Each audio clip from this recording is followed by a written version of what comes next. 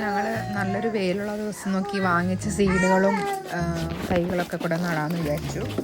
അപ്പോൾ അതിന് മുമ്പായിട്ട് കുറച്ച് ഗാർഡൻ ക്ലീനിങ് ഉണ്ടായിരുന്നു, കുറച്ച് കരിയിലേക്ക് വീണ് കിടപ്പുണ്ടായിരുന്നു. അപ്പോൾ അതെല്ലാം ഒന്ന് തൂത്തുവാരി നല്ലപോലെ ഒന്ന് കൂട്ടിലാക്കി ഗാർഡൻ ബിന്നിലേക്ക് കെട്ടിവെച്ചു. അതിനുശേഷം നമ്മൾ സീഡ് നടാനുള്ള മണ്ണുണ്ട്, പിന്നെ കമ്പോസ്റ്റ് ഉണ്ട്. അപ്പോൾ അത് രണ്ടും കൂടെ മിക്സ് ചെയ്തിട്ട് വേണം നടാനായിട്ട്. അപ്പോൾ ഞങ്ങൾ അത് സീഡിനുള്ള മണ്ണും അതെല്ലാം ഒരു ഇതിലേക്ക് കൂട്ടിലേക്ക് കുടഞ്ഞിട്ടിട്ട് നമ്മളത് മിക്സ് ചെയ്തെടുത്തിട്ട് ഓരോ ഇതിലും സീഡിൻ്റേതായിട്ടുള്ള മണ്ണുണ്ട്, അപ്പോൾ അത് വെച്ചിട്ട് വേണം നടാൻ.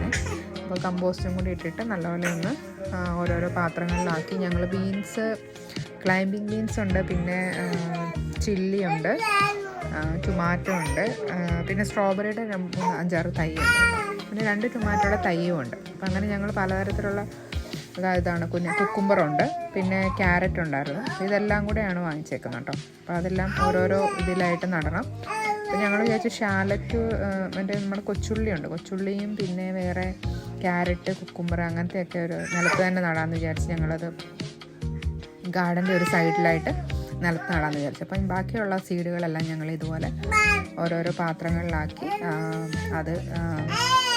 അതിനകത്ത് ഓരോ റിക്വയർമെൻറ്റ്സ് എഴുതിയിട്ടുണ്ട് ഓരോ സീഡിൻ്റെയും പുറത്ത് കേട്ടോ. അപ്പോൾ അതനുസരിച്ചുള്ള റിക്വയർമെൻറ്റ്സ് അനുസരിച്ച് ഞങ്ങളത് എല്ലാം പാകി അത് ബീൻസും തക്കാളിയും ക്യാരറ്റും അങ്ങനെ എല്ലാം പാകി വെച്ചു. അപ്പോൾ അത് ഇച്ചിരി സമയം എടുത്ത് ചെയ്യണം, കാരണം ഓരോന്നിനും മണ്ണ് നിറയ്ക്കുകയും അതെല്ലാം ചെയ്യാനുണ്ട്. അങ്ങനെ അതെല്ലാം നട്ടു. അപ്പോൾ അതിൻ്റെ വിശേഷങ്ങളാണ് ഇപ്പോൾ കണ്ടുകൊണ്ടിരിക്കുന്നത്. അപ്പം നമ്മുടെ ആരോഗ്യമാണെങ്കിൽ ഇതിന് ഇങ്ങനത്തെ കാര്യങ്ങളൊക്കെ ഭയങ്കര ഇൻട്രസ്റ്റ് ആണ്. പിന്നെ ഒരാൾ കൊച്ചിനെ പിടിച്ചുകൊണ്ടിരിക്കണം എന്തായാലും, അല്ലാതെ ഒന്നും നടക്കത്തില്ല. അപ്പം കുഞ്ഞ് ഉറങ്ങുമായിരുന്നു, അപ്പോൾ അവനെ എണീറ്റു. അപ്പം മൂത്തയാൾ അവനെ പിടിച്ചുകൊണ്ടിരിക്കും.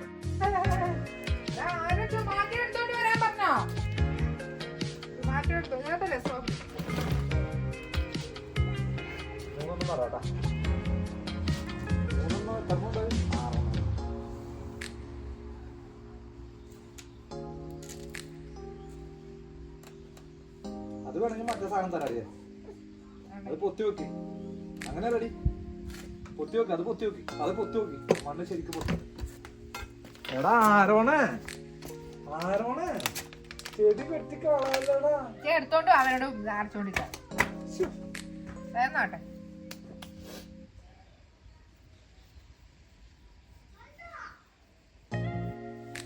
നീ വാങ്ങിക്കൂടാ, ഇന്ന് നീ വാങ്ങിക്കും.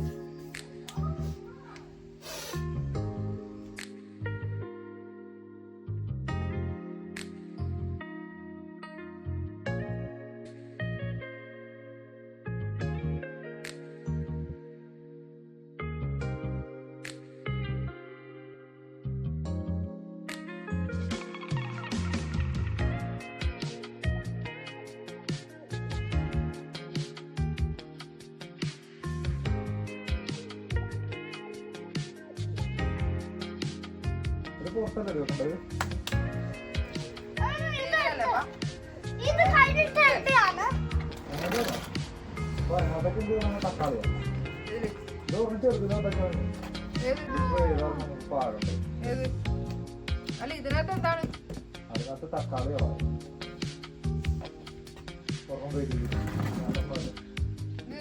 അത് പാകിയേക്കണല്ലേ. ഇതെന്താണ് പാകിയത്? പാകിയില്ലേ സാധനത്തിൽ? ഷാർജ അവിടെയല്ലേ പാകിയത്? അതിനകത്ത്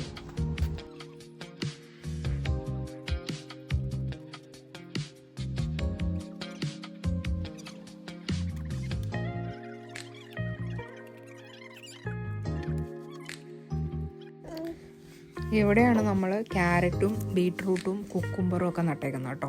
അപ്പം അവിടെ ഒരു മരമുണ്ട്, മരം ഉണങ്ങിയ മരമാണ്, അതിൻ്റെ ചുറ്റിനായിട്ട് നമ്മൾ നട്ടു വെച്ചു. അതാകുമ്പോൾ എളുപ്പമുണ്ട്, പിന്നെ നമുക്ക് പറിച്ച് നടേണ്ട കാര്യമില്ല. അപ്പോൾ ഇത് അവിടെ നനച്ചു കൊടുത്താൽ മതി, ഇടയ്ക്കിടയ്ക്ക് വെള്ളം നനച്ചു കൊടുക്കണം നല്ലപോലെ ഇടയ്ക്കിടയ്ക്ക്. അപ്പോൾ അവിടെയാണ് അത് നട്ടേക്കുന്നത്. പിന്നെ ഉള്ളി നട്ടിട്ടുണ്ട്, ഉള്ളിയും കുറച്ചങ്ങ് മാറ്റി പുല്ലിൻ്റെ ഇടയിലായിട്ട് നട്ടു വെച്ചിട്ടുണ്ട്.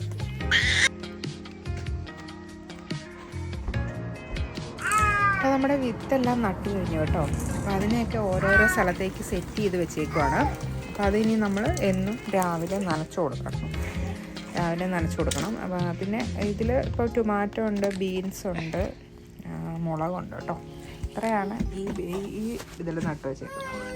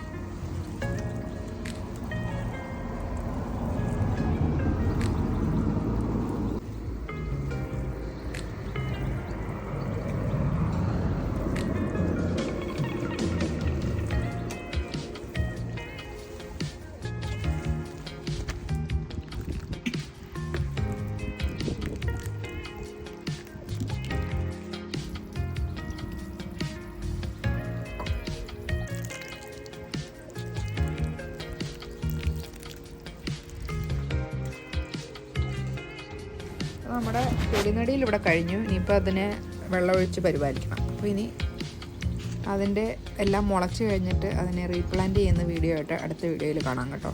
അപ്പോൾ അതുവരെ എല്ലാവർക്കും bye bye. Thank you for watching. Bye bye.